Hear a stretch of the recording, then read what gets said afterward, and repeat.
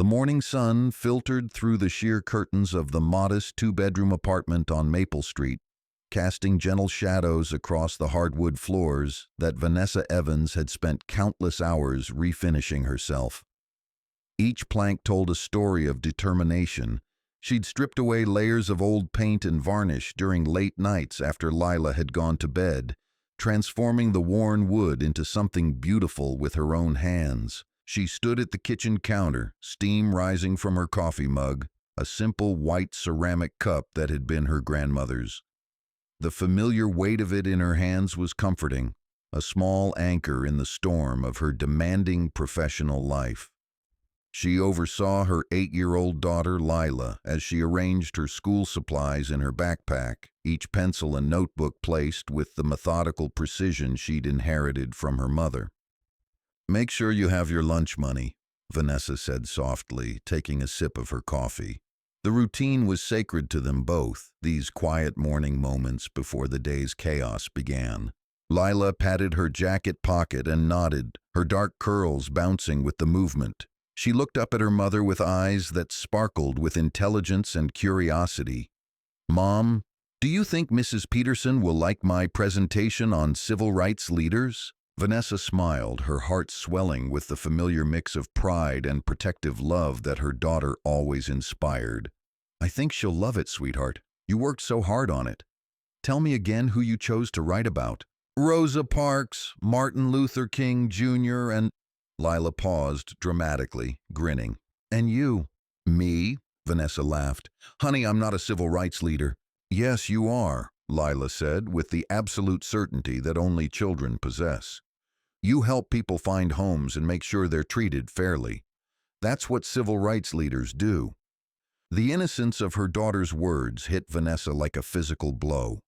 At 38, she carried herself with the quiet confidence of someone who had fought for everything she'd achieved, but she still sometimes forgot that her work at the Department of Housing and Urban Development was more than just a job. It was a calling, born from her own experiences growing up in substandard housing. She adjusted the collar of her crisp white blouse, the same one she'd worn to countless congressional hearings and federal housing meetings. The fabric was soft from repeated washings, but it still held its shape, much like Vanessa herself. She'd learned early that appearance mattered in rooms full of powerful men, that looking professional was armor against those who would dismiss her because of her age, her race, or her gender. "Mom, are you okay?" Lila asked, noticing her mother's distant expression. "I'm fine, baby. Just thinking about how proud I am of you." Vanessa reached over to adjust her daughter's ponytail, her fingers gentle as they smoothed down a few errant curls. "You know what I love about you?" "What?" "You see the good in everyone. You think the best of people, even when they don't deserve it." Lila tilted her head, studying her mother's face with the perceptive gaze of a child who had learned to read adult emotions. "Is someone not deserving it?" Before Vanessa could answer, a sharp knock at the door interrupted their peaceful morning routine. The sound was aggressive, demanding, not the gentle rap of a neighbor or the professional knock of a delivery person. Vanessa glanced at the clock on the microwave. 7:30 a.m. Too early for visitors, too late for deliveries. She walked to the door, her bare feet silent on the cool hardwood. The floors were beautiful now, but she remembered the hours of work it had taken to make them that way. She'd moved here 6 months ago after her divorce from Archer, seeking a fresh start in a neighborhood that felt safe and welcoming for her and Lila. The apartment might not have been much to look at from the outside, a converted Victorian house divided into 4 units, but it was theirs. The rent was reasonable at $1,200 a month, the schools were good, and their neighbors had been kind. Mrs. Walker from downstairs had brought them homemade dumplings on their first day. Damon from next door had helped carry their boxes upstairs and had since become a good friend. It was exactly what they needed after the upheaval of the divorce. Vanessa peered through the peephole, her instincts immediately on alert. A tall, heavy-set man in an expensive suit stood on her doorstep, his face set in a stern expression that suggested he was used to getting his way. His suit was tailored, probably costing more than most people made in a month. Beside him stood a woman with perfectly styled blonde hair, clutching a leather portfolio like a shield. Neither looked particularly friendly. "Can I help you?" Vanessa called through the door, her voice steady despite the unease creeping up her spine. "Mrs. Evans, I'm Stephen Blake, your landlord. I need to speak with you immediately." Vanessa's brow furrowed. In the 6 months they'd lived here, she'd never met Blake in person. All their interactions had been through Hartwell Property Management, and everything had been handled professionally and cordially. Her rent was automatically deducted from her bank account on the 1st of each month. She'd never had a complaint filed against her, and she'd even received a thank you note from the management company for keeping the apartment in excellent condition. She opened the door, leaving the chain latch in place. "Mr. Blake, is there a problem?" Blake's cold gray eyes scanned her from head to toe, his expression making it clear he'd already formed an opinion about her. His gaze lingered disapprovingly on her professional attire, as if her crisp blouse and well-pressed slacks somehow offended him. "Yes, there's a problem. A big one. May I come in?" Something in his tone made Vanessa's skin crawl. She'd heard that tone before, in congressional hearings when senators tried to intimidate witnesses, in federal meetings when lobbyists attempted to pressure officials. It was the tone of someone who believed their wealth and position gave them the right to treat others as inferior. But she unlatched the chain and stepped aside, her years of professional training kicking in. Sometimes you had to let people reveal themselves before you could effectively deal with them. Blake entered first, his presence immediately dominating the small space. He was the kind of man who took up more room than his physical body required, spreading his authority like a toxin through the air. The woman followed, her heels clicking against the floor with sharp precision. "This is Susan Mitchell, my property manager," Blake said without preamble, gesturing dismissively at the blonde woman. "We need to discuss your situation." "My situation?" Vanessa kept her voice level, though she could feel her pulse quickening. "I'm not sure what you mean, Mr. Blake." Blake's lips curled into what might have been a smile, but there was no warmth in it. It was the kind of smile that sharks used before they attacked. "Don't play games with me, Mrs. Evans. We both know why I'm here." Lila appeared in the doorway, her backpack slung over her shoulder, ready for school. She looked curiously at the strangers in their living room, her innocent eyes taking in the tension that hung thick in the air like smoke. Vanessa could see her daughter's confusion, the way she instinctively stepped closer to her mother when she sensed something was wrong. "Mom, who are these people?" Lila asked quietly, her voice smaller than usual. "Just some people from the building, sweetheart," Vanessa said, her protective instincts flaring to life. She moved slightly, positioning herself between her daughter and Blake. "Go brush your teeth one more time, okay?" As Lila disappeared back down the hallway, Blake's demeanor shifted slightly. He watched the little girl leave, and something calculating flickered in his eyes. "Cute kid," he said, but there was something predatory in his tone. It would be a shame if she had to change schools. The veiled threat was unmistakable.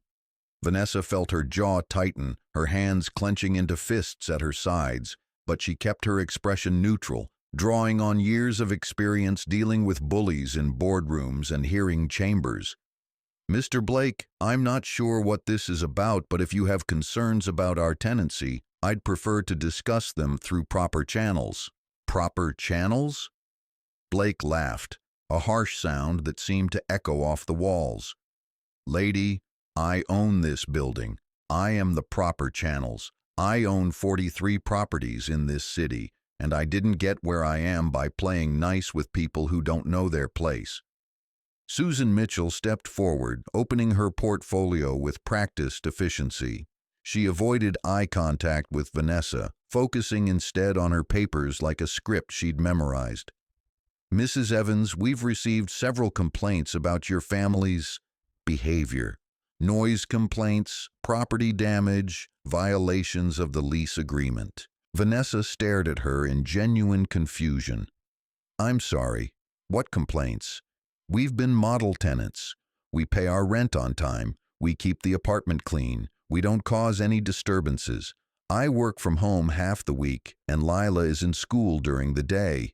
What noise could we possibly be making? That's not what our records show, Susan said, pulling out a stack of papers. Her hands trembled slightly as she read from what appeared to be a prepared statement. Multiple noise complaints from neighbors, reports of unauthorized guests, suspected drug activity, failure to maintain the property in acceptable condition. The accusations hit Vanessa like a series of physical blows. Each one was more absurd than the last, but she could see the careful construction of a false narrative designed to justify eviction. Drug activity? Are you insane? I'm a federal employee with security clearance. I've never so much as had a parking ticket, let alone been involved with drugs. Blake crossed his arms, his expression smug. Look, I'm going to be straight with you. This is a nice neighborhood, a family neighborhood, the kind of place where people care about property values and community standards. People work hard to live here, and they deserve to have neighbors who fit. The implication hung in the air like a toxic cloud. Vanessa felt her anger building, but she forced herself to remain calm. She'd faced discrimination before, but rarely so blatantly, so nakedly aggressive. And you think we don't belong in a nice neighborhood? I think, Blake said slowly, each word carefully chosen, that sometimes people get in over their heads. Sometimes they move into places where they don't quite fit. And sometimes it's better for everyone if they find somewhere more suitable. The racism was so obvious, so unmasked, that for a moment Vanessa was actually speechless. In all her years of fighting housing discrimination, she'd rarely encountered someone so willing to say the quiet part out loud. Most discriminators had learned to couch their prejudice in coded language, to hide behind seemingly legitimate concerns about credit scores or rental history. "You want us to leave?" she said finally, her voice deadly quiet. "I want what's best for everyone," Blake replied, his tone suggesting he believed he was being reasonable. "I'm prepared to offer you a deal. You move out voluntarily in the next 30 days, and I'll give you back your security deposit plus an additional month's rent. No questions asked, no negative references. You can tell your next landlord that you left for personal reasons. And if I refuse?" Blake's smile turned predatory, revealing teeth that were too white and too perfect. "Then we'll have to start the eviction process. And trust me, Mrs. Evans, I have the best lawyers in the city. They'll find every technicality, every violation, every reason to get you out. And it won't be pleasant. Evictions are public records, you know. They follow you around, making it very difficult to find decent housing. Is that really what you want for your daughter?" The threat against Lila was the final straw. Vanessa felt something cold and hard settle in her chest. Not fear, but a kind of crystalline rage that sharpened her focus and clarified her purpose. "Mr. Blake, are you threatening my child?" "I'm not threatening anyone," Blake said, but his smile suggested otherwise. "I'm simply explaining the reality of the situation. You're a single mother with limited resources. I'm a successful businessman with unlimited resources. This can go the easy way or the hard way, but it's going to go my way." Vanessa looked at Susan Mitchell, who was staring at her shoes as if she could disappear into the floor. "Ms. Mitchell, these complaints you mentioned, when exactly were they filed?" Susan's voice was barely above a whisper. "Over the past month." "By whom?" That's confidential information." "I see." Vanessa walked to the window, looking out at the street where she'd watched Lila ride her bike just yesterday. The neighbors had smiled and waved. Mrs. Walker had complimented Lila's laughter. Damon had helped her fix a flat tire. These were the same people who had supposedly been complaining about them. "And these complaints just happened to start after you decided you wanted us out?" Blake's face darkened. "Are you accusing me of something, Mrs. Evans?" "I'm trying to understand the timeline," Vanessa said calmly, though her mind was racing. 6 months of no issues, perfect tenancy, and suddenly a month of constant complaints. From neighbors who have been nothing but friendly and welcoming. It's curious.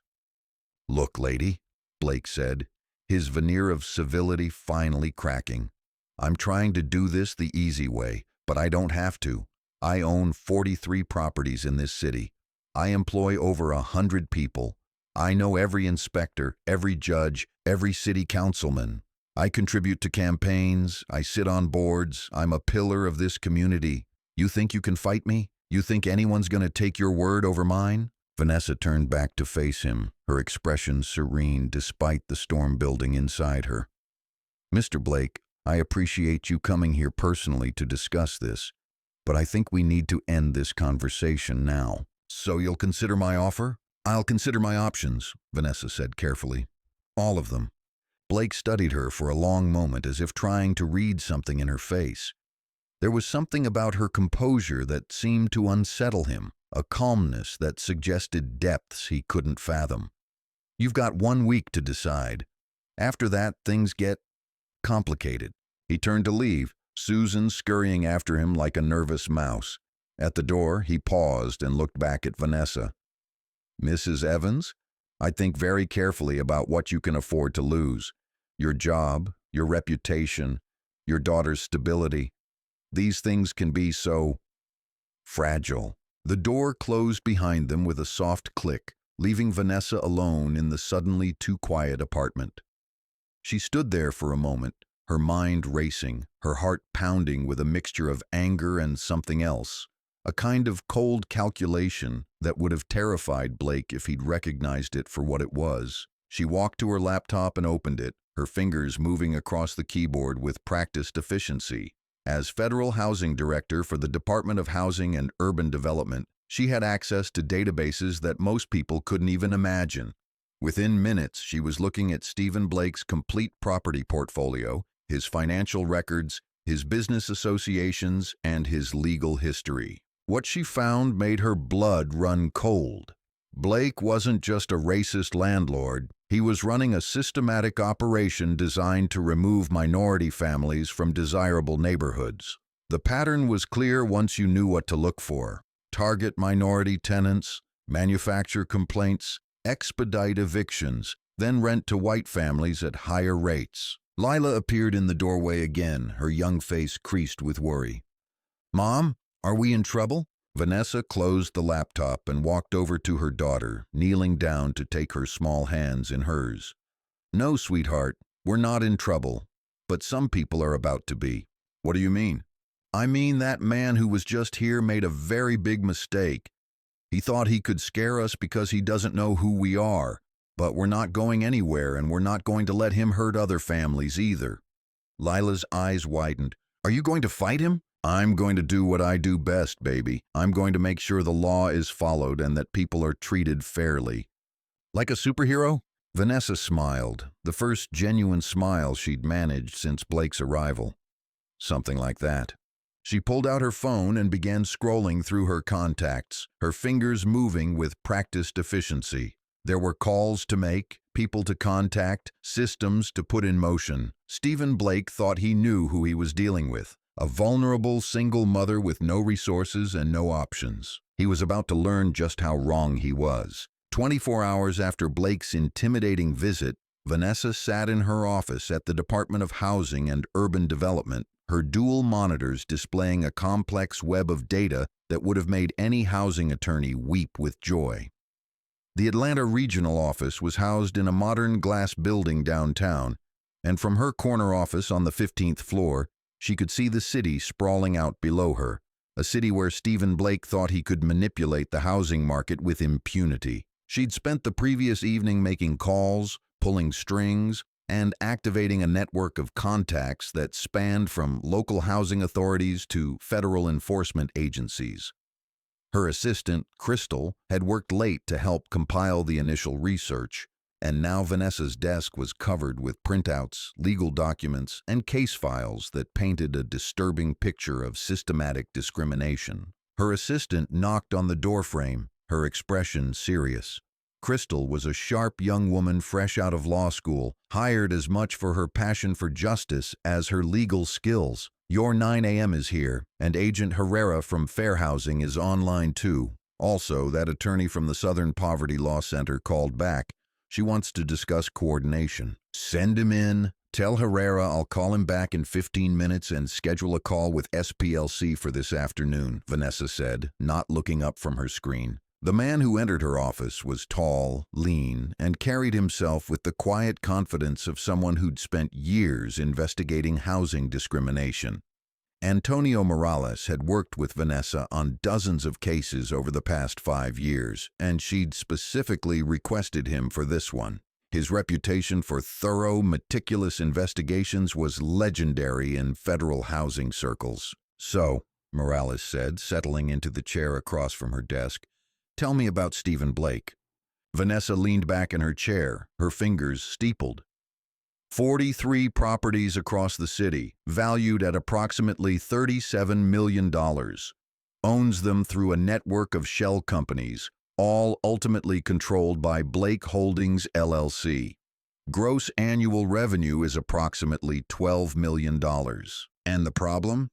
The problem is that Mr. Blake seems to have a very specific pattern of targeting Black and Latino families for eviction.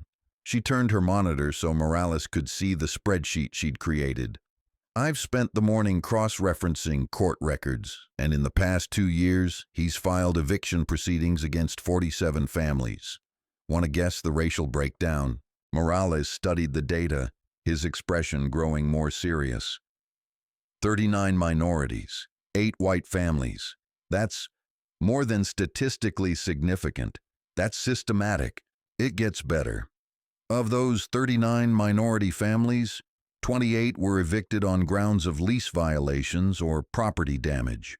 But when I pulled the inspection records through our database, most of the properties had no documented issues before the eviction proceedings began. Manufactured complaints? That's what I want you to find out. Vanessa slid a thick folder across the desk. "I've compiled a list of 22 families who were evicted in the past 18 months. I want you to interview them, find out what their experiences were. I also want you to look into his business associates, his property management company, and his relationships with city officials." Morales opened the folder, his expression growing more serious as he scanned the contents. Names, addresses, dates, financial records, court documents. It was a comprehensive dossier that would have taken most investigators weeks to compile. "This is incredibly detailed work. How long did this take you?" "About 6 hours. Turns out having access to federal databases makes research much easier. I also called in a few favors from colleagues in other regions. Blake's not the only one doing this. There's a whole network of landlords using similar tactics." "How widespread are we talking?" "Potentially dozens of property owners across the Southeast. They share information, coordinate strategies, and even loan each other money to fight legal challenges. It's like a criminal enterprise designed to resegregate housing." Morales leaned forward, his interest clearly piqued. "And Blake has no idea who you are?" Vanessa's smile was sharp as a blade. "He thinks I'm just another single mother he can intimidate. Yesterday he threatened my daughter, told me he'd make sure we couldn't find decent housing anywhere in the city. He's about to learn what happens when you threaten a federal official's family." Her phone buzzed with a text message. She glanced at it and her expression darkened. "Speak of the devil. My neighbor just texted me. City inspectors are at my building right now. Apparently, there's been an anonymous complaint about serious code violations." Morales raised an eyebrow. That was fast. Blake doesn't waste time. He's probably done this before. Apply pressure, manufacture violations, create a paper trail to justify the eviction. She stood up, reaching for her jacket. "Which is exactly what I was hoping he'd do." "What do you mean?" "I mean, Blake just committed a federal crime. Using false complaints to harass tenants based on race is a violation of the Fair Housing Act. And doing it to a federal employee who's actively investigating housing discrimination." She shrugged on her jacket. "That's the kind of mistake that ends careers and starts prison sentences." Vanessa's phone rang. She glanced at the caller ID and answered immediately. "Damon, what's happening?" Damon Carter lived in the apartment next door and had become a good friend over the past 6 months. He was a social worker who understood discrimination when he saw it, and his voice was tight with anger. "Vanessa, you need to get down here. These inspectors are tearing your building apart, and Blake is here personally directing them. He's telling everyone that you're some kind of problem tenant, that you've been causing trouble for months." "What kind of violations are they claiming?" "Everything. Electrical hazards, plumbing issues, structural problems, potential mold and fire safety violations. They're saying your unit is uninhabitable and needs to be evacuated immediately." Vanessa felt her jaw tighten. "Have they inspected other units?" "Just yours. Blake specifically requested that they focus on apartment 2B. But here's the thing. I've been recording everything on my phone. Blake's been loud about it, making sure everyone knows it's about you specifically. He's basically admitting it's targeted harassment." "I'm on my way," Vanessa said. "Damon, I need you to do something else for me. Keep recording everything, but also try to get statements from other tenants. Ask them if they've ever filed complaints about us. Can you do that?" "Already on it. Mrs. Walker is furious. She's been telling everyone that you and Lila are the quietest, most respectful tenants in the building. This is some grade A bullshit, Vanessa. Everyone knows you're good people." "Thanks, Damon. I'll be there in 20 minutes. She hung up and turned to Morales. "Field trip. I want you to see Blake's operation in action, and I want you to witness what happens when someone tries to intimidate a federal housing official." The drive to her apartment building was tense, but Vanessa's mind was working with crystalline clarity. She'd spent years investigating housing discrimination, but she'd never been on the receiving end of it. The experience was both infuriating and oddly educational. It gave her insights into what her clients went through that no amount of training could provide. They arrived to find the building surrounded by official vehicles. 2 city inspectors were examining the exterior with clipboards and cameras, while a third was inside with Blake and Susan Mitchell. A small crowd of neighbors had gathered on the sidewalk, their faces a mix of curiosity and concern. Vanessa parked and approached the group, her professional demeanor intact despite the rage simmering beneath the surface. Damon immediately walked over, his phone still recording. "They've been here for over an hour," he said quietly. "Blake's been making a show of it, making sure everyone knows it's about your apartment specifically. But the weird thing is, they're not just inspecting, they're documenting things that weren't there before." "What do you mean?" "I mean, they're taking pictures of electrical outlets that were fine yesterday, marking down plumbing issues that don't exist, measuring walls like they're looking for structural problems. It's like they're creating violations rather than finding them." Morales stepped forward, his badge visible on his belt. "Mr. Carter, I'm Agent Morales with HUD. Would you be willing to provide a formal statement about what you've observed?" "Absolutely. This is the most blatant case of harassment I've ever seen." Other neighbors began to approach, drawn by the commotion and their concern for Vanessa and Lila. Mrs. Chen, the elderly Chinese woman who lived downstairs, was practically vibrating with indignation. "This is terrible," she said, her accented English sharp with anger. "Vanessa is good tenant, quiet, respectful, always say hello. No noise, no trouble. That man," she pointed at Blake, "he lie about her." "Mrs. Chen," Morales said gently, "would you be willing to speak with me officially about your experiences with Ms. Evans as a neighbor?" Yes, I tell you truth. She helped me carry groceries, her little girl always polite. No drugs, no noise, no problem. Only problem is that man." More neighbors joined the conversation, each one defending Vanessa and Lila, each one expressing confusion about the alleged complaints.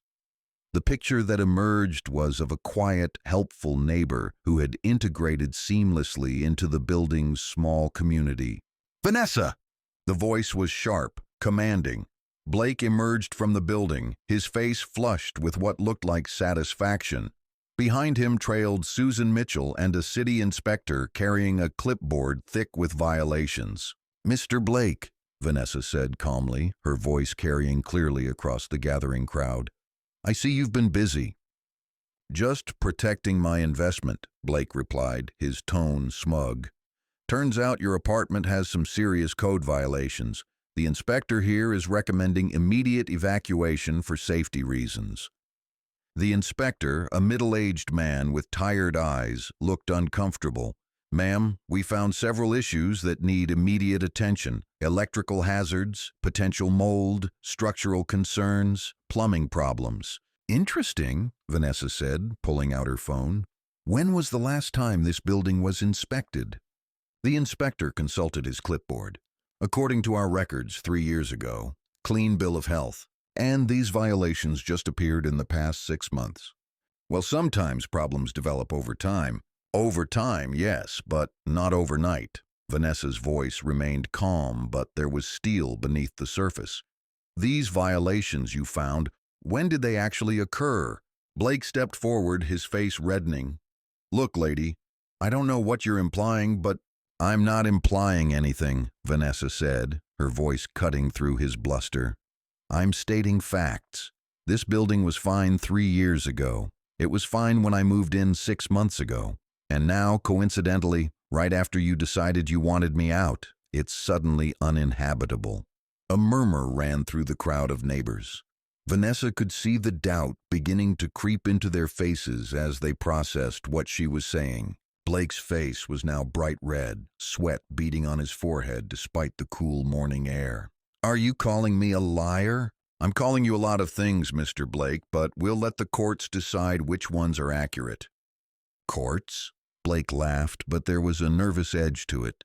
Sweetheart, you can't afford to fight me in court. I've got lawyers who eat people like you for breakfast. Morales cleared his throat and stepped forward, his badge now prominently displayed. Excuse me, Mr. Blake. I'm Agent Antonio Morales with the Department of Housing and Urban Development. I'd like to speak with you about your eviction practices. Blake's expression shifted, a flicker of uncertainty crossing his face. HUD? What does HUD want with me? We've received complaints about discriminatory housing practices. I'd like to ask you a few questions about your tenant selection and eviction procedures. I don't have to answer anything. I know my rights.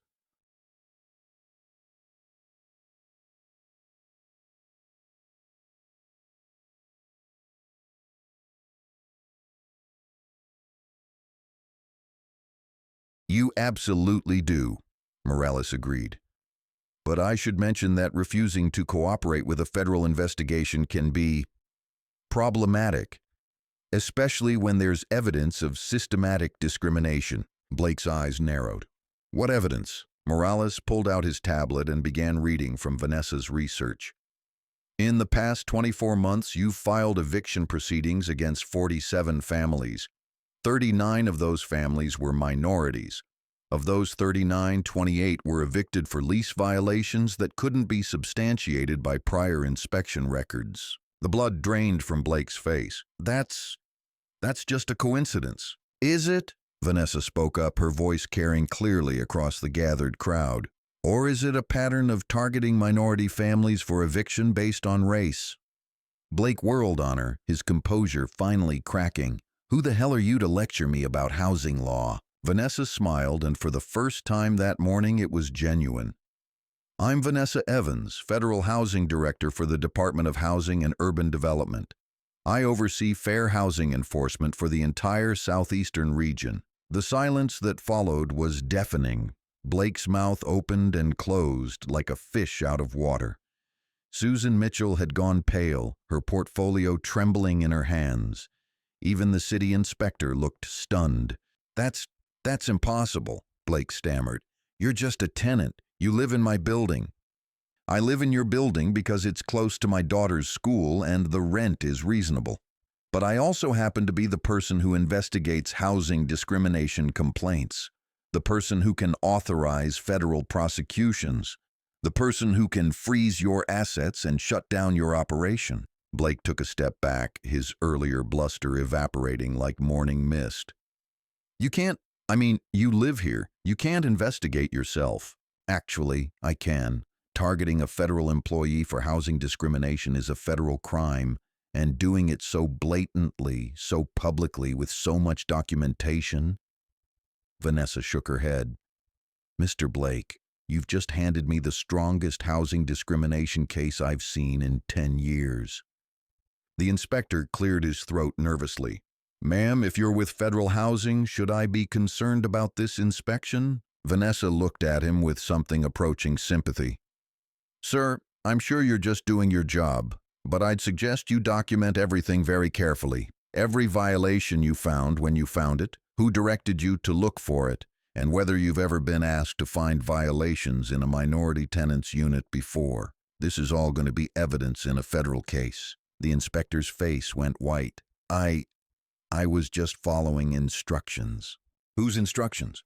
The inspector glanced nervously at Blake, who was now staring at him with the desperation of a drowning man. I need to make some calls. Blake turned to Susan Mitchell, desperation creeping into his voice. Susan, tell them.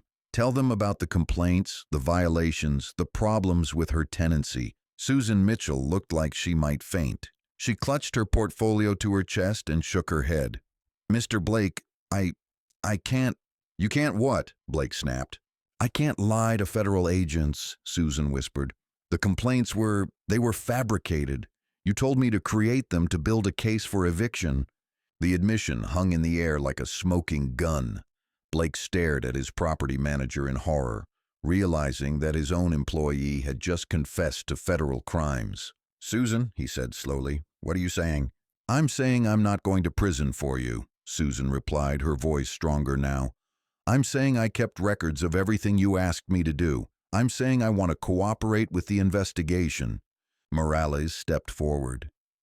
Ms. Mitchell, I think we should have a conversation. A private one. As Morales led Susan away, Blake turned back to Vanessa, his face a mask of fury and fear. You think you've won? You think this is over? Mr. Blake, Vanessa said calmly, this was over the moment you walked into my apartment and assumed I was someone you could intimidate. You picked the wrong family. You picked the wrong woman. And most importantly, you picked the wrong federal official to threaten. Blake opened his mouth to respond, but no words came. He looked around at the crowd of neighbors, at the federal agent, at the inspector who was now taking very detailed notes and making urgent phone calls, and realized that his world was crumbling around him. This isn't over, he said finally, his voice barely above a whisper. You're right, Vanessa agreed. It's just beginning. The federal building in downtown Atlanta hummed with the kind of energy that only came when a major investigation was underway. Vanessa sat in Conference Room B, surrounded by file boxes, legal documents, and 3 of the Department of Housing and Urban Development's best investigators. The past week had been a whirlwind of depositions, evidence gathering, and revelations that had shaken the local housing authority to its core. Agent Morales entered the room carrying a fresh cup of coffee and a stack of papers that looked ominous. You're going to want to see this, he said, setting the documents in front of Vanessa. More victims? She asked, though she already knew the answer. 43 families in the past 3 years, all minorities, all evicted on questionable grounds. Morales pulled out his chair and sat down heavily. But that's not the worst part. Vanessa looked up from the papers. There's worse? Blake's been working with city inspectors to manufacture violations. We've got 3 inspectors who've admitted to taking bribes to file false reports. They'd inspect minority-occupied units and suddenly find problems that didn't exist the month before. How much was he paying them? Anywhere from $500 to $2,000 per false report. Small potatoes for Blake, but significant money for underpaid city employees. Vanessa felt her stomach turn. So he's been running a systematic operation to remove minority families from his properties. Gets worse. We pulled out his rental applications. Blake's been illegally screening applicants based on race, religion, and family status. He's got a whole system coded into his application process. Agent Susie Kim, a fair housing specialist, looked up from her laptop. I've been analyzing the financial records. Blake's been inflating rent prices in minority-occupied units while keeping them lower for white tenants. We're talking about a 2-tier pricing system based entirely on race. How much money are we talking about? Conservatively, he's made about $600,000 in the past 2 years through discriminatory practices, evicting minority families, raising their rents, then renting to white families at lower rates while claiming market fluctuations. Vanessa leaned back in her chair, the scope of Blake's operation settling over her like a heavy blanket. This isn't just discrimination. This is systematic fraud. It's RICO, Morales said quietly. Racketeering. Blake's been running a criminal enterprise designed to defraud minority tenants and manipulate the housing market. The door to the conference room opened, and Blake's worst nightmare walked in. Federal prosecutor Beatrice Sterling was known throughout the Southeast for her aggressive prosecution of civil rights violations. She was also known for her perfect conviction record. "Tell me you have enough to nail this guy," Sterling said without preamble, setting her briefcase on the table. "We have enough to put him away for 20 years, Morales replied. "Wire fraud, mail fraud, civil rights violations, conspiracy, racketeering, take your pick." Sterling smiled, and it was the kind of smile that defense attorneys had nightmares about. "I want everything, every property, every account, every asset. When I'm done with Stephen Blake, he won't be able to afford a cardboard box under a bridge." "What about his co-conspirators?" Vanessa asked. "Susan Mitchell is cooperating fully. She's agreed to testify in exchange for reduced charges. The 3 inspectors are looking at federal prison time, but they're all talking. Everyone's trying to save their own skin." Sterling pulled out her phone and began typing. "I'm requesting an emergency asset freeze. Blake's about to lose everything he's worked for." "Good," Vanessa said. "But I want more than just criminal charges. I want a civil rights lawsuit that compensates every family he's wronged. I want him barred from the housing industry permanently. And I want systemic changes to prevent this from happening again." "Already working on it," Sterling replied. "I've got a team of civil rights attorneys preparing a class action suit. We're also working with HUD to implement new oversight protocols for landlords with multiple properties." Morales's phone buzzed. He looked at it and grinned. Blake's been arrested. They picked him up at his office about an hour ago. Apparently, he tried to run. "Run where?" Kim asked. "Airport. Had a bag packed and was trying to catch a flight to the Cayman Islands, where, coincidentally, he has several offshore accounts." Sterling's smile widened. "Flight risk, no bail. He's going to sit in federal detention until trial." As the initial shock of Blake's arrest settled, the investigation team began the painstaking work of unraveling the full extent of his criminal enterprise. Agent Kim had been working around the clock, diving deep into financial records that revealed a web of corruption more complex than anyone had initially imagined. "The offshore accounts are just the tip of the iceberg," Kim announced during their morning briefing. She pulled up a complex flowchart on her laptop screen. "Blake's been using a network of shell companies to hide his assets and launder money from his discriminatory practices." Vanessa studied the diagram, her trained eye recognizing the sophisticated structure of organized crime. "This is money laundering on a massive scale." "Exactly. He's got companies registered in Delaware, Nevada, and the Cayman Islands, all feeding money through legitimate real estate investments to clean the profits from his discrimination scheme." Agent Morales added another layer to the investigation. "We've been interviewing the city inspectors who took bribes. Turns out Blake's operation was even more systematic than we thought. He had a rotation system, different inspectors for different properties to avoid detection." "How long has this been going on?" Sterling asked. "At least 7 years, possibly longer. The inspectors are giving us names of other landlords who were part of the scheme. We're looking at a conspiracy that involves dozens of property owners across the metropolitan area." The scope of the investigation was expanding exponentially. What had started as a case against one discriminatory landlord was becoming a federal investigation into organized housing discrimination across the entire Southeast. Dr. Patricia Adams, a renowned expert in housing policy from the University of Georgia, had been brought in to analyze the broader implications of Blake's operation. Her preliminary findings were staggering. "The displacement patterns we're seeing aren't random. Dr. Adams explained, pointing to a map of the city marked with colored pins. Blake and his associates have been systematically targeting specific neighborhoods, creating artificial housing scarcity to drive up prices and force out minority families. Gentrification through discrimination, Vanessa observed. Exactly.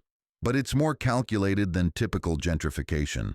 They're not just waiting for market forces. They're actively manipulating the housing market to accelerate the process. The investigation team was also uncovering evidence of political corruption.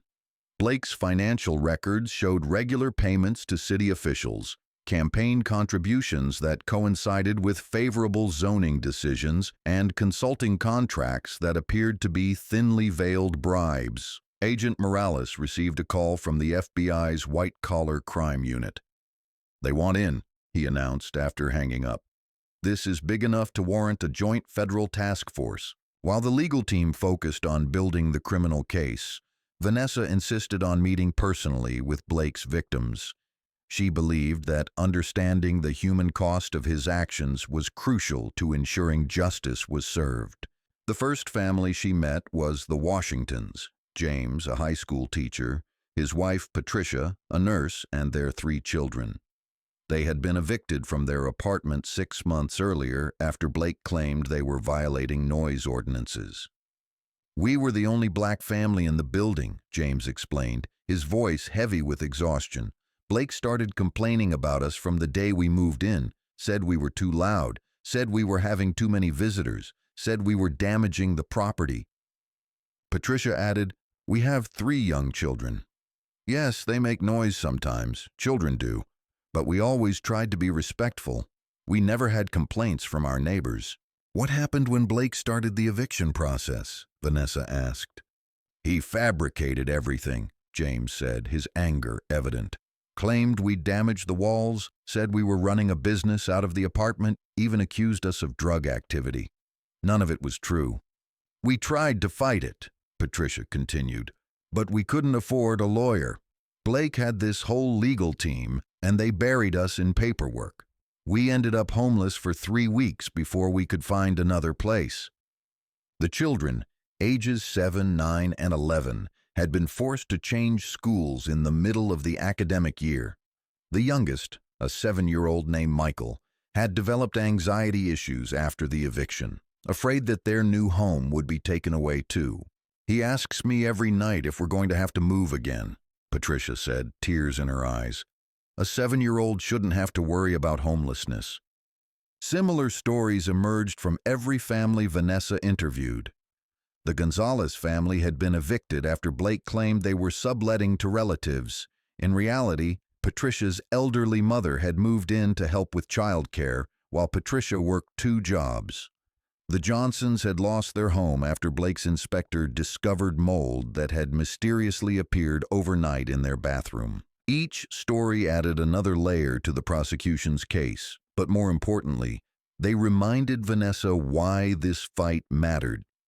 These weren't just statistics or legal precedents. They were families whose lives had been devastated by Blake's greed and racism. A knock on the door interrupted their afternoon briefing. Vanessa's assistant Crystal peeked in. "Ms. Evans, you have a visitor. Says it's urgent." "Who is it?" "A woman named Rochelle Freeman. She says she's from the Tenant Rights Coalition." Vanessa exchanged glances with Morales. "Send her in." Rochelle Freeman was a force of nature.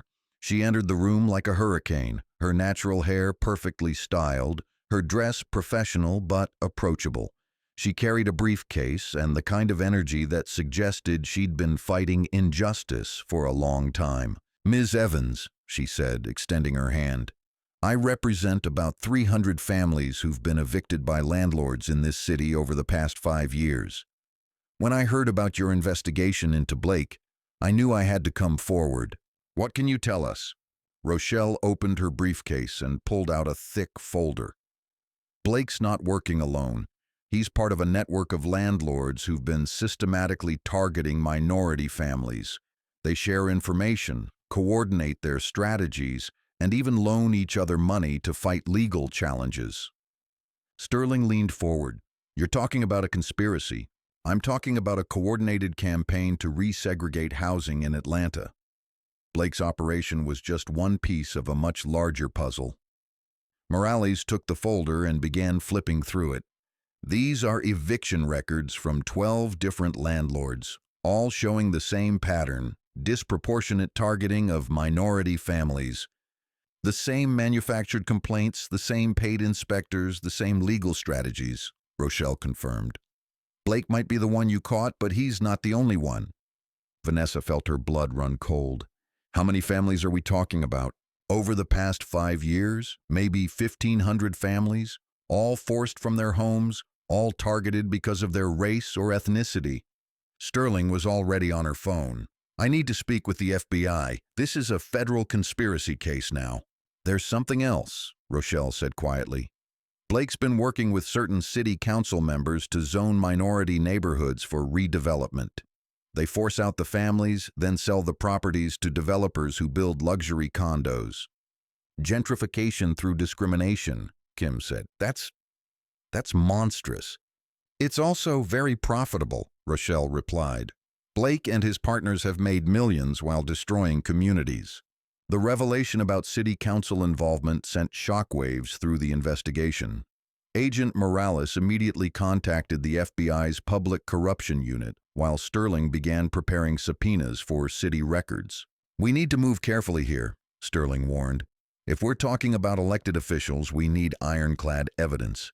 Political corruption cases are notoriously difficult to prosecute. What about the zoning records? Vanessa asked. If Blake was working with council members to target specific neighborhoods, there should be a paper trail. Kim pulled up the city's zoning database on her laptop. I've been analyzing zoning changes over the past 5 years. There's definitely a pattern here. She showed them a map of the city with different colored overlays. The red areas are neighborhoods that have been rezoned for higher density development. The blue dots are Blake's properties. The green areas are where his evicted tenants have been forced to relocate. The pattern was undeniable.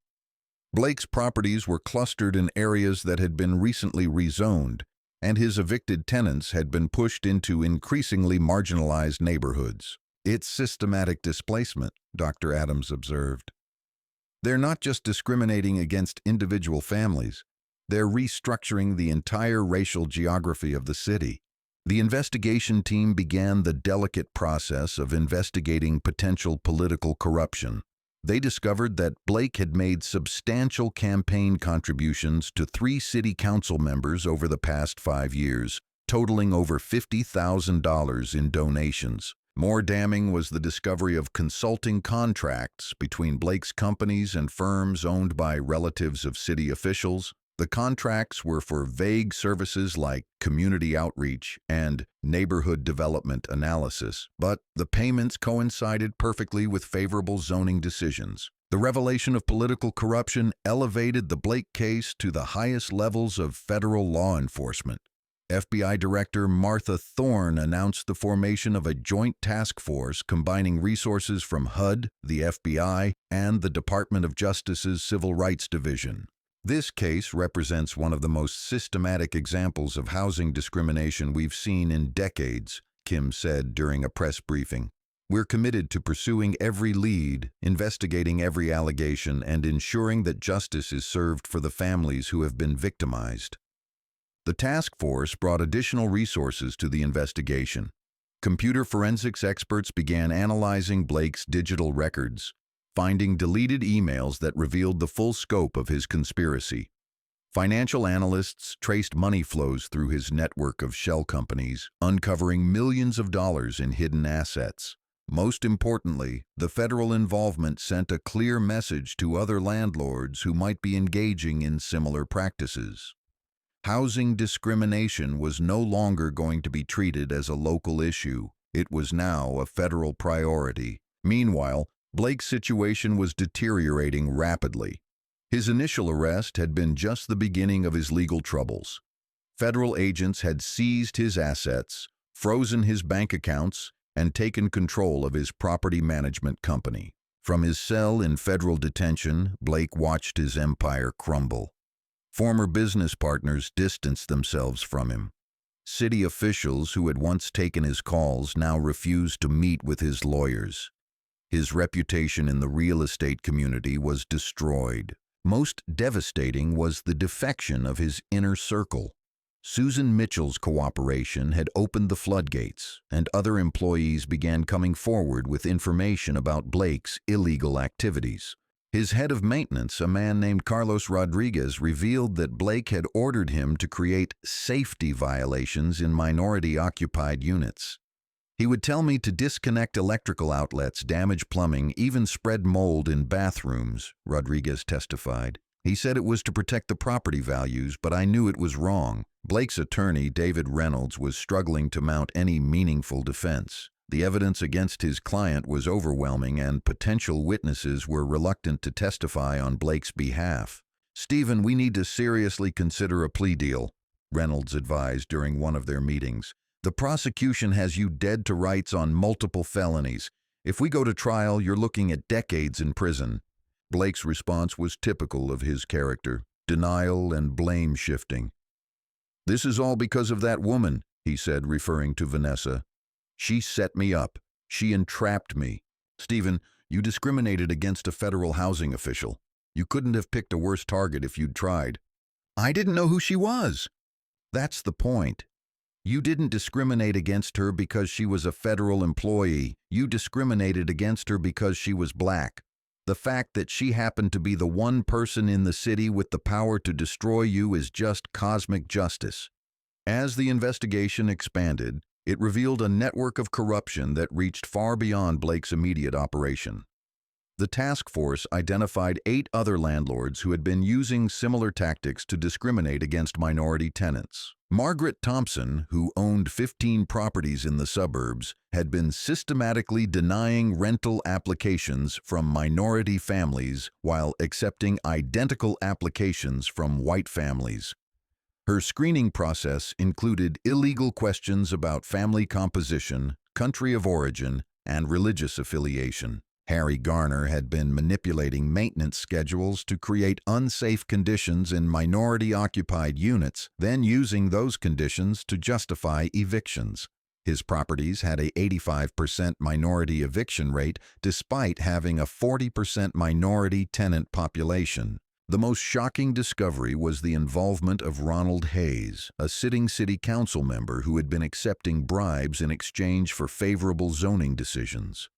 Hayes had received over $100,000 in payments from Blake and his associates, hidden through a complex web of consulting contracts and campaign contributions. "This is bigger than we thought," Morales told Vanessa during one of their evening briefings. "We're not just talking about housing discrimination. We're talking about a coordinated effort to reshape the racial makeup of the entire metropolitan area." Prosecutor Sterling was building a case that would make history. The federal charges against Blake and his co-conspirators would include not just housing discrimination, but also racketeering, money laundering, conspiracy, and public corruption. "We're going to use RICO," Sterling announced during a strategy meeting. "The Racketeer Influenced and Corrupt Organizations Act. Blake's operation meets all the criteria for a criminal enterprise." The RICO charges would allow prosecutors to go after Blake's entire network, seizing all assets connected to the conspiracy and pursuing criminal charges against everyone involved. "This is going to be a landmark case," Sterling continued. "We're not just prosecuting individual acts of discrimination. We're prosecuting a systematic campaign to deny civil rights to minority families." The civil rights lawsuit was equally ambitious. The class action suit would seek damages for every family affected by Blake's discrimination, potentially totaling tens of millions of dollars.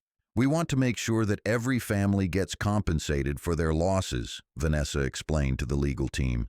"Moving expenses, lost wages, therapy for children who were traumatized, everything." The Blake case quickly became a national story. Major news outlets sent reporters to Atlanta to cover the investigation, and civil rights organizations hailed it as a watershed moment in the fight against housing discrimination. The coverage wasn't always positive. Some conservative commentators criticized the federal response as government overreach, arguing that Blake was being unfairly targeted for legitimate business practices. This is what happens when the federal government gets involved in local real estate decisions, one pundit argued on cable news. Private property owners should have the right to choose their tenants. But the weight of evidence was on the prosecution's side. When reporters interviewed Blake's victims, the stories of systematic discrimination were impossible to ignore. "They destroyed my family," Maria Santos told a CNN reporter. "My children had to change schools, we were homeless for weeks, and my youngest still has nightmares about losing our home again." The media coverage also revealed the broader context of housing discrimination in America. Housing advocates used the Blake case to highlight similar patterns in other cities, arguing that his operation was part of a national problem. The revelation of City Council member Hayes' involvement in Blake's conspiracy sent shockwaves through Atlanta's political establishment. Mayor Jennifer Grace called for Hayes' immediate resignation and announced a comprehensive review of the city's zoning practices. "This administration will not tolerate corruption in any form," the mayor said during a press conference. "We are implementing new oversight procedures to ensure that zoning decisions are made based on community needs, not private profit." Hayes initially denied any wrongdoing, but the evidence against him was overwhelming. Bank records showed regular payments from Blake's companies to Hayes' consulting firm, and recorded phone calls revealed discussions about specific zoning decisions. Under pressure from his colleagues and facing federal charges, Hayes finally agreed to resign from the city council. His resignation speech was a masterpiece of political deflection, claiming that he had been misled by Blake and was himself a victim of the conspiracy. The political fallout extended beyond Hayes. Other city officials who had received campaign contributions from Blake found themselves under scrutiny. While most were cleared of wrongdoing, the scandal highlighted the need for stricter campaign finance laws and more transparency in city government. The Blake case had profound effects on Atlanta's housing advocacy community. Organizations that had been fighting discrimination for years suddenly found themselves with unprecedented federal support and resources. The Tenant Rights Coalition, led by Rochelle Freeman, became a key partner in the investigation. They helped identify victims, provided legal support to families, and organized community meetings to educate tenants about their rights. "This case has been a wake-up call for our entire community," Freeman explained to a group of housing advocates. "For too long, we've been fighting discrimination case by case, family by family. Now we're seeing that we need to fight it as a systematic problem." The case also inspired other communities to examine their own housing practices. Cities across the Southeast began reviewing their rental laws and enforcement procedures, looking for signs of similar discrimination. As the Blake case moved toward trial, the investigation continued to uncover new evidence and identify additional victims. The task force had expanded to include investigators from multiple federal agencies, creating one of the largest civil rights investigations in recent memory. Agent Morales was working with forensic accountants to trace the full extent of Blake's financial crimes. "We're finding money hidden in accounts all over the world," he reported. Blake was preparing for this day. He knew his operation would eventually be exposed. The international aspects of the case required coordination with foreign law enforcement agencies. Blake's offshore accounts in the Cayman Islands and Switzerland were frozen, and investigators were working to recover millions of dollars in hidden assets. Agent Kim was focusing on the technology aspects of Blake's discrimination. He was using sophisticated software to screen rental applications, she explained. The program was designed to automatically reject applications from minority families while making it look like legitimate screening. The discovery of the discriminatory software was particularly damaging to Blake's defense. It proved that his discrimination wasn't the result of unconscious bias or individual prejudice. It was a deliberate, systematic effort to exclude minority families from housing. Dr. Michael Harrison, a psychologist specializing in housing-related trauma, was brought in to assess the psychological impact of Blake's actions on his victims. His findings would be crucial for both the criminal prosecution and the civil lawsuit. The families affected by Blake's discrimination are suffering from what we call housing trauma, Dr. Harrison explained. They've lost not just their homes, but their sense of security and stability. The children were particularly affected. Many had developed anxiety disorders, depression, and behavioral problems after being forced from their homes. Some had seen their academic performance decline after changing schools multiple times. Housing discrimination doesn't just affect where people live, Dr. Harrison continued. It affects their mental health, their children's education, and their ability to build wealth and stability. The damage can last for generations. The psychological assessments would be used to calculate damages in the civil lawsuit, ensuring that families were compensated not just for their immediate losses but for the long-term psychological impact of Blake's actions. Legal scholars were already analyzing the Blake case as a potential landmark in civil rights law. The use of RICO charges against housing discrimination was relatively rare, and the case was likely to set important precedents for future prosecutions. Professor Joseph Chang from Harvard Law School was following the case closely. This prosecution represents a new approach to fighting housing discrimination, he observed. Instead of treating individual acts of discrimination as isolated incidents, prosecutors are recognizing them as part of systematic criminal enterprises. The case was also notable for its use of advanced data analysis to prove discrimination. The prosecution's statistical analysis of Blake's rental and eviction patterns provided clear evidence of systematic bias that would be difficult for the defense to explain away. This is the future of civil rights prosecution, Professor Chang continued. Using big data and sophisticated analysis to prove patterns of discrimination that might not be visible in individual cases. As the investigation phase wound down, the prosecution team began preparing for what would be one of the most significant housing discrimination trials in recent memory. The case against Blake and his co-conspirators would involve hundreds of witnesses, thousands of documents, and complex financial evidence. Sterling was assembling a team of the best federal prosecutors available. "This case is going to be a marathon, not a sprint," she told her team. "We need to be prepared for a defense that will challenge every piece of evidence and try to confuse the jury with complex legal arguments." The prosecution's strategy would be to tell the story of systematic discrimination through the experiences of Blake's victims. Each family's story would illustrate a different aspect of the conspiracy, building a comprehensive picture of deliberate, systematic civil rights violations. "We're not just prosecuting crimes," Sterling explained to her team. "We're telling the story of how discrimination really works in America today.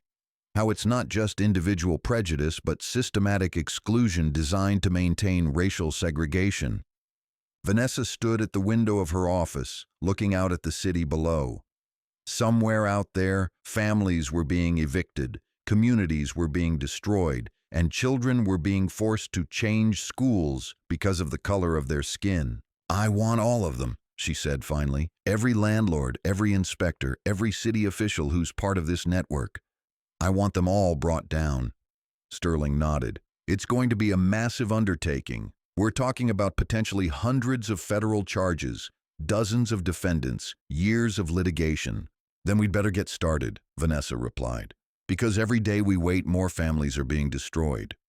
Morales's phone rang. He answered it, listened for a moment, then hung up with a grim expression. "Blake's lawyer just called. He wants to make a deal." "What kind of deal?" "Full cooperation. He'll give us names, documents, and financial records. Everything, in exchange for reduced charges." Sterling considered this. "What's he offering?" "The entire network. Every landlord, every official, every inspector. He's scared enough to burn down everything he's built." Vanessa turned back to the room. "What do you think?"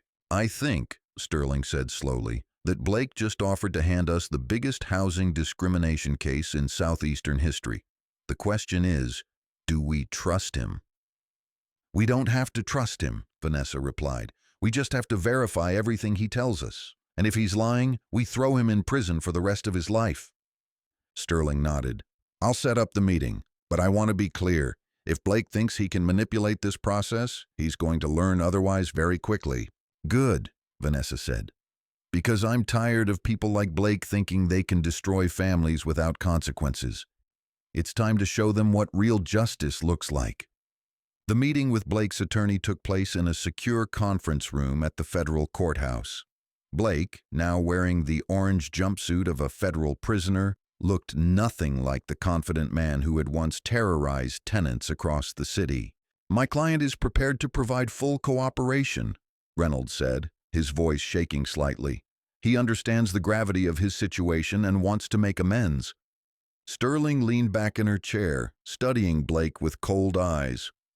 "What exactly is he offering?" "Everything. Names, dates, financial records, and communication logs, the entire network." "And in exchange?" "Reduced charges. Instead of life in prison, he's hoping for 15 to 20 years. Sterling looked at Vanessa, who nodded slightly. "Mr. Blake, before we consider any deal, I need to know exactly what you're offering. How many people are we talking about?" Blake's voice was barely above a whisper. 12 landlords, 3 city officials, 7 inspectors, maybe 30 people total.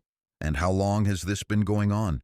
10 years, maybe longer. The scope of the conspiracy was staggering. Blake's network had been operating for a decade, systematically discriminating against minority families and manipulating the housing market for enormous profit.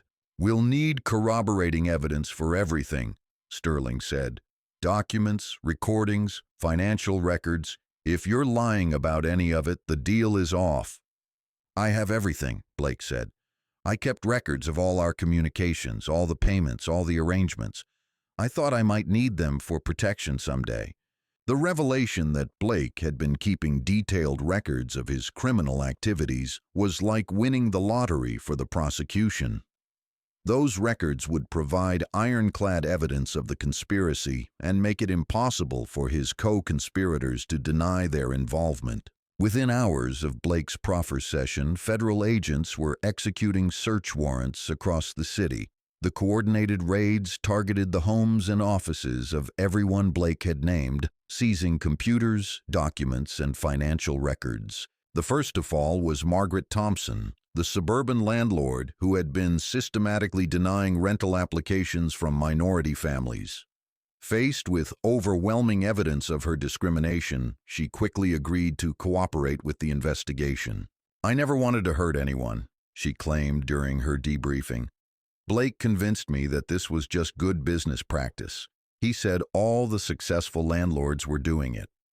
Her cooperation led to the identification of additional landlords who had been part of the network. Each arrest generated new leads, creating a domino effect that brought down the entire conspiracy. The most dramatic moment came when FBI agents arrested City Council member Hayes during a public meeting. The arrest was captured on live television, creating a spectacle that dominated local news for weeks. "I've been set up," Hayes shouted as he was led away in handcuffs. "This is a witch hunt designed to destroy successful businessmen in this city." But the evidence against Hayes was overwhelming. Blake's records showed regular payments to Hayes's consulting firm, and recorded phone calls captured Hayes discussing specific zoning decisions that would benefit Blake's properties. The mass arrests generated enormous media attention. The story of systematic housing discrimination resonated across the country, inspiring similar investigations in other cities. Civil rights organizations hailed the Blake case as a watershed moment. "This prosecution shows that housing discrimination is not just a relic of the past," said Dr. Angela Davis, director of the National Fair Housing Alliance. "It's a present-day reality that requires aggressive federal enforcement." The case also sparked a broader conversation about housing inequality in America. Housing advocates use the media attention to highlight similar patterns in other cities, arguing that Blake's operation was part of a national problem. "This is happening everywhere," Rochelle Freeman told a reporter from the Washington Post.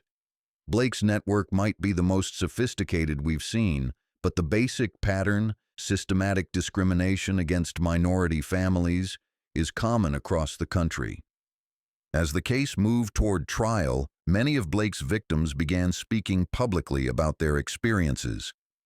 Their stories provided a human face to the legal proceedings and helped the public understand the real impact of housing discrimination. Maria Santos, the nurse who had been falsely accused of running an illegal daycare, became one of the most compelling voices. "They didn't just take our home," she told a reporter. "They took our children's stability, our community connections, our sense of security. The effects are still with us today." Her story was typical of Blake's victims. Families who had been model tenants suddenly found themselves facing eviction based on fabricated complaints. Children were forced to change schools, breaking up friendships and disrupting their education. Parents struggled to find new housing while dealing with the financial and emotional trauma of eviction. The psychological impact on children was particularly heartbreaking. Many had developed anxiety disorders, afraid that their new homes would be taken away too. Some had seen their academic performance decline after multiple school changes. "My 7-year-old asks me every night if we're going to have to move again," Patricia Washington told a television interviewer. No child should have to live with that kind of fear. As the prosecution prepared for trial, Blake's defense team was mounting a desperate effort to challenge the charges. They argued that the prosecution was overreaching, that Blake was being unfairly targeted for legitimate business practices. "This is a case of the federal government criminalizing normal business decisions," defense attorney Reynolds argued in court filings. "Property owners have the right to choose their tenants based on legitimate business criteria." But the evidence against Blake was overwhelming. The prosecution had hundreds of pages of documents showing systematic discrimination, recorded conversations revealing the conspiracy, and financial records proving the corrupt payments to city officials. The defense's strategy seemed to be based on confusing the jury with complex legal arguments and challenging the prosecution's statistical analysis. They brought in their own experts to argue that the racial disparities in Blake's eviction patterns were the result of legitimate factors, not discrimination. "The prosecution is asking you to believe that every business decision Mr. Blake made was motivated by racial animus," Reynolds argued. "That's simply not credible." But the prosecution's case was built on more than statistics. They had Blake's own words, recorded conversations where he explicitly discussed targeting minority families for eviction. They had testimony from his employees admitting to fabricating complaints and creating false violations. The trial itself would be a historic event, but the investigation had already achieved something remarkable. A systematic campaign of housing discrimination had been exposed and dismantled. A network of corrupt officials had been brought to justice, and hundreds of families had been vindicated. For Vanessa, the investigation represented more than just a successful prosecution. It was proof that the system could work, that justice was possible, and that even the most powerful discriminators could be held accountable. "This case shows that housing discrimination is not just a civil rights issue," she reflected. "It's a criminal justice issue. When landlords systematically exclude families based on race, they're not just violating civil rights laws, they're committing federal crimes." The investigation had also revealed the need for systemic reforms. The prosecution was working with HUD to implement new oversight procedures for landlords with multiple properties. City governments were reviewing their zoning processes to prevent future corruption. And civil rights organizations were using the case as a model for fighting discrimination in other cities. As the Blake case moved toward trial, its impact was already being felt across the country. The prosecution had shown that housing discrimination could be fought with the full force of federal law enforcement. The use of RICO charges against housing discrimination was setting new precedents for civil rights prosecutions. Most importantly, the case gave hope to families who had been victimized by housing discrimination. They had seen that justice was possible, that even the most powerful landlords could be held accountable, and that the federal government was willing to fight for their rights. "This case has changed everything," Rochelle Freeman observed. "Before Blake, families who faced discrimination often felt like they had no recourse. Now they know that the federal government will stand up for them." The ripple effects of the Blake investigation extended far beyond Atlanta. Housing advocacy groups in cities across the nation began using the case as a template for their own investigations. The Department of Justice announced a new initiative to prosecute housing discrimination as organized crime, dedicating additional resources to RICO prosecutions. Dr. Patricia Adams was already working on a comprehensive study of the case's impact. "What we're seeing is a fundamental shift in how housing discrimination is understood and prosecuted," she explained. "This case has shown that discrimination isn't just individual prejudice. It's often systematic criminal behavior that requires a coordinated federal response." The trial began on a crisp Monday morning in October. The federal courthouse in Atlanta was packed with reporters, civil rights activists, and many of Blake's victims who had come to witness justice being served. Judge Margaret Harrison, a veteran federal judge known for her no-nonsense approach to civil rights cases, presided over the proceedings. She had already made it clear that she would not tolerate any attempts to turn the trial into a circus. "This court will focus on the facts and the law," she announced during jury selection. "We will not be distracted by political arguments or inflammatory rhetoric." The prosecution's opening statement was delivered by Beatrice Sterling herself. Standing before the jury, she outlined the scope of Blake's conspiracy with precision and passion. "Ladies and gentlemen of the jury, this case is about more than housing discrimination. It's about a systematic criminal enterprise designed to destroy families and communities based on the color of their skin. Over the next several weeks, you will hear testimony from victims whose lives were shattered by this conspiracy. You will see documents that prove this was not unconscious bias, but deliberate criminal behavior. And you will learn how the defendants used corruption, fraud, and intimidation to deprive American families of their fundamental right to equal housing." The defense's opening was predictably different. Reynolds argued that Blake was a successful businessman who had been unfairly targeted by an overzealous federal prosecution. "My client made business decisions based on legitimate criteria," he told the jury. "The prosecution wants you to believe that every business decision that affects minority families is automatically discriminatory. That's not the law, and it's not justice." But as the evidence began to unfold, it became clear that the defense's arguments were futile. The prosecution's case was methodical and devastating. The first week of testimony focused on Blake's victims. Family after family took the stand to describe how their lives had been destroyed by his discrimination. Maria Santos's testimony was particularly powerful. She described how Blake had accused her of running an illegal daycare, then had her evicted when she couldn't prove the negative. "I was working double shifts as a nurse trying to provide for my family," she testified, her voice breaking. "My mother was helping with childcare just like any grandmother would. But Blake made it sound like I was running some kind of criminal operation." The jury listened with obvious sympathy as she described the impact on her children. "My youngest son still has nightmares about being homeless. He's 8 years old and he's afraid to get attached to our new home because he thinks it might be taken away." James Washington's testimony revealed the systematic nature of Blake's discrimination.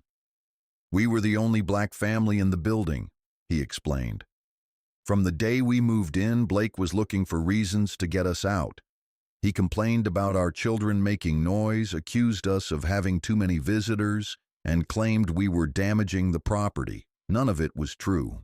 The prosecution used Washington's case to introduce their statistical analysis. Agent Kim testified about the patterns in Blake's eviction records, showing that minority families were evicted at rates far exceeding their representation in his properties. In buildings where minority families represented 30% of tenants, they accounted for 85% of evictions, Kim testified. "The probability of this happening by chance is less than 1 in a billion." The most damaging evidence came from Blake's own records. The prosecution introduced hundreds of pages of documents showing the systematic nature of his discrimination. Email chains revealed discussions between Blake and his employees about targeting minority families. In one particularly damning exchange, Blake instructed his property manager to find reasons to get rid of the Section 8 families and to make sure the buildings stay the right color. The recorded phone calls were even more devastating. The prosecution played a conversation between Blake and City Council member Hayes where they discussed specific zoning changes that would benefit Blake's properties. "Once we get that neighborhood rezoned, I can start clearing out the current tenants," Blake was heard saying. "The city will back me up on any violations I find." Hayes' response was equally damning. "Just make sure my consulting fee is included in the next development budget." The testimony about political corruption was particularly shocking. Former city inspector Michael Rodriguez described how Blake had paid him to fabricate violations in minority-occupied units. "He would give me $500 to $2,000 to find problems that didn't exist," Rodriguez testified. "I would write reports saying there were electrical violations, plumbing problems, even structural damage. It was all lies. But Blake needed the documentation to justify his evictions." The prosecution introduced financial records showing payments from Blake's companies to Rodriguez and two other inspectors over a 3-year period. The total amount exceeded $50,000, all paid in cash to avoid detection. City Council member Hayes' corruption was even more extensive. Bank records showed regular payments from Blake's shell companies to Hayes' consulting firm, totaling over $100,000. The payments coincided perfectly with favorable zoning decisions that benefited Blake's properties. Mr. Hayes was essentially on Blake's payroll, Prosecutor Sterling told the jury. Every time Blake needed a zoning variance or a development permit, Hayes made sure it got approved. The defense's strategy of challenging the prosecution's evidence began to fall apart under cross-examination. Their expert witnesses were forced to admit that the statistical evidence of discrimination was overwhelming. Dr. Robert Maxwell, the defense's statistical expert, conceded under cross-examination that the racial disparities in Blake's eviction patterns could not be explained by legitimate factors. "The disparities are statistically significant," he admitted. "I cannot identify any legitimate business factors that would account for these patterns."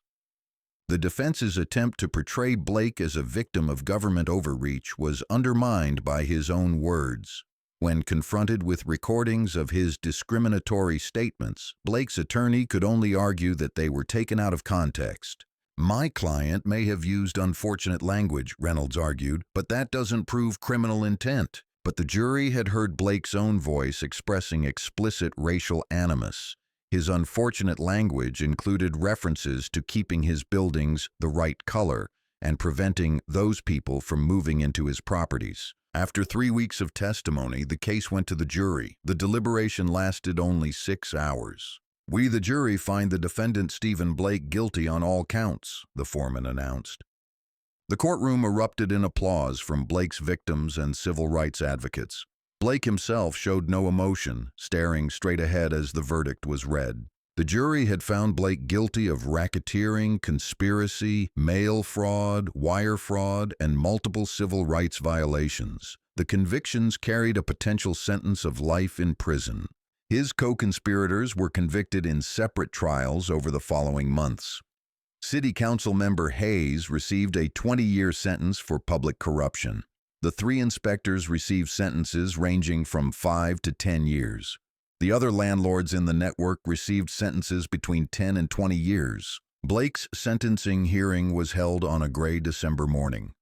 The courtroom was packed with his victims, many of whom had requested to make impact statements. Patricia Washington was the first to speak. "Mr. Blake, you didn't just take our home. You took our children's sense of security. You took our community. You took our faith in the system. My 7-year-old still asks me every night if we're going to have to move again. That's the legacy of your greed." Family after family spoke about the devastating impact of Blake's discrimination. Children who had developed anxiety disorders, parents who had lost their jobs because of the stress of eviction, elderly grandparents who had been forced to move far from their communities.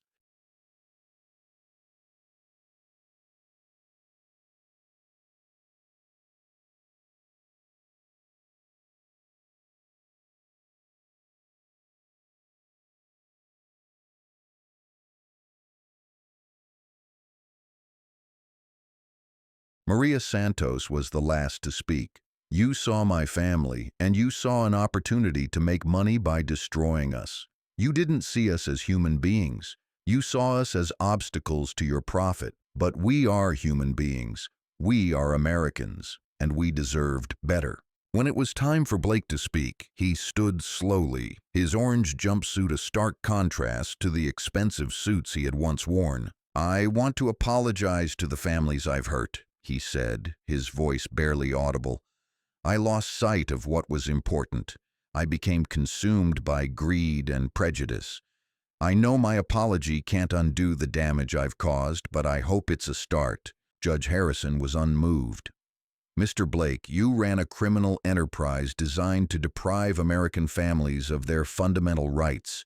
You corrupted public officials, defrauded tenants, and destroyed communities.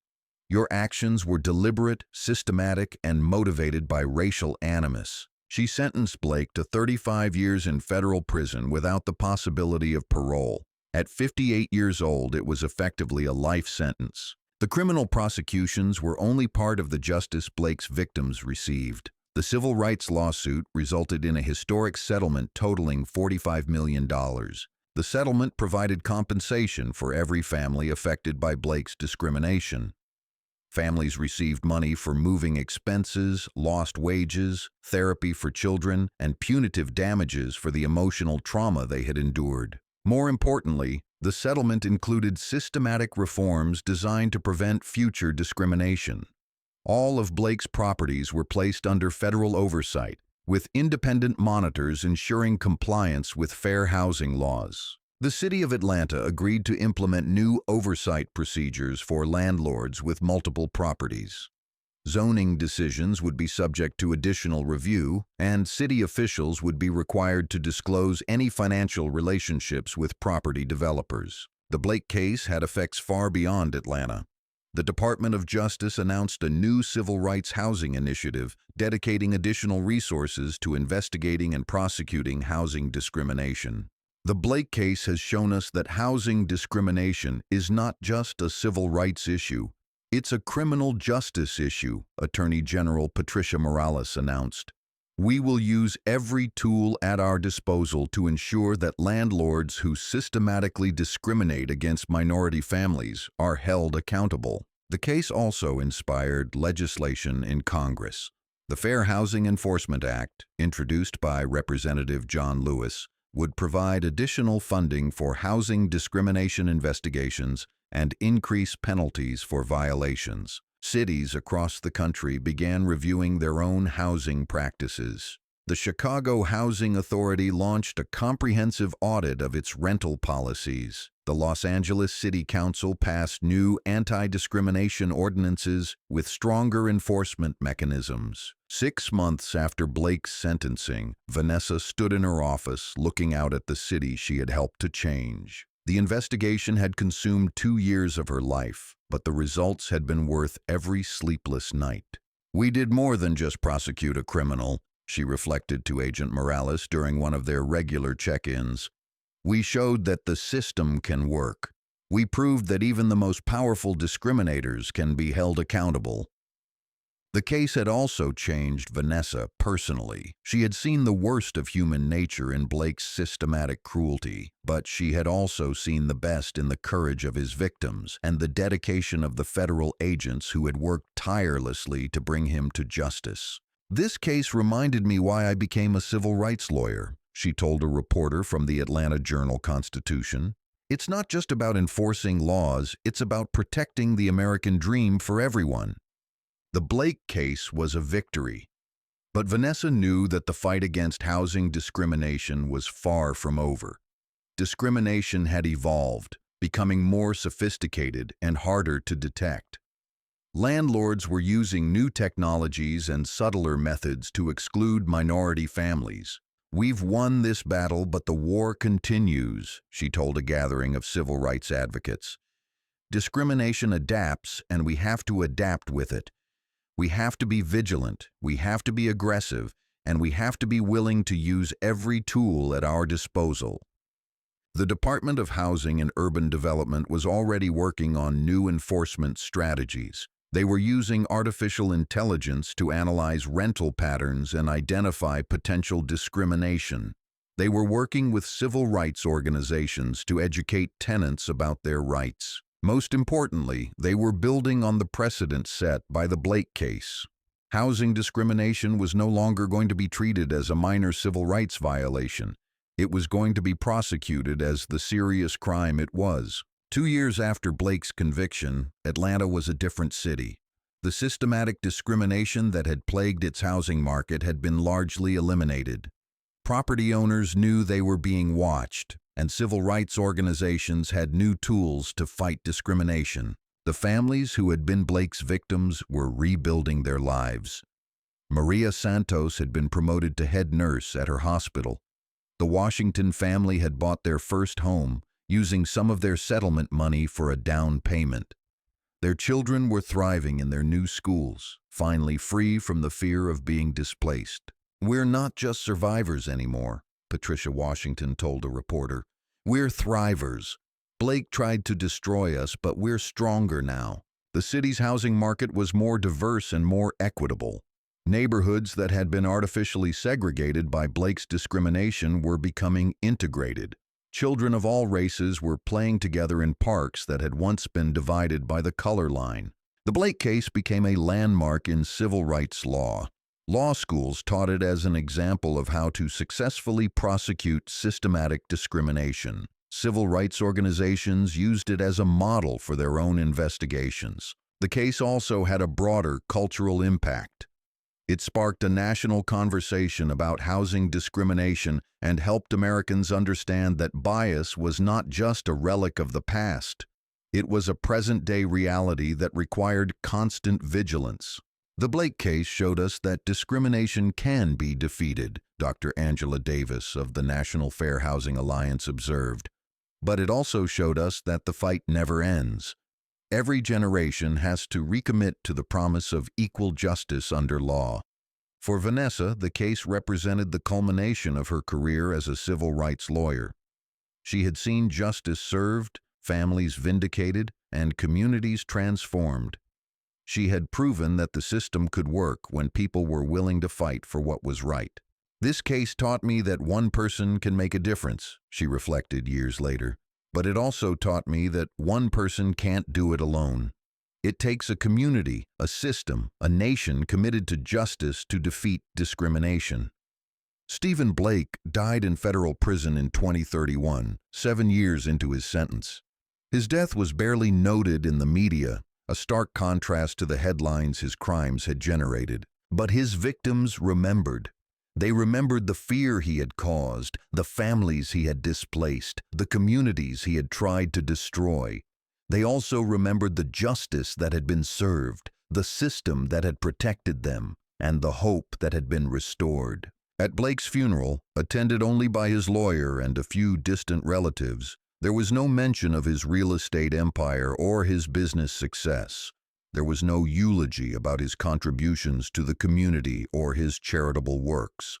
Instead, there was only silence, the silence of a man who had chosen hatred over humanity, profit over people, and discrimination over decency. Meanwhile, in Atlanta and across the country, the families he had tried to destroy were living their lives, raising their children, and building their communities. They were proof that while discrimination might be powerful, justice was more powerful still. The Blake case was over, but the promise it represented, that every American deserves equal treatment under the law, would endure forever. In the end, that was Stephen Blake's true legacy. Not the empire he had built through hatred, but the justice system he had helped to strengthen through his crimes. He had tried to divide communities, but he had ended up uniting them. He had tried to destroy families, but he had ended up protecting them. He had tried to prove that discrimination was profitable, but he had ended up proving that justice was priceless. The revelation was complete. The truth had been told. Justice had been served. And in Atlanta and across America, families slept peacefully in their homes, knowing that their government would protect their rights, their communities would support their dreams, and their children would inherit a more just world. The American promise of equal justice under law had been tested by Stephen Blake's hatred, and it had prevailed.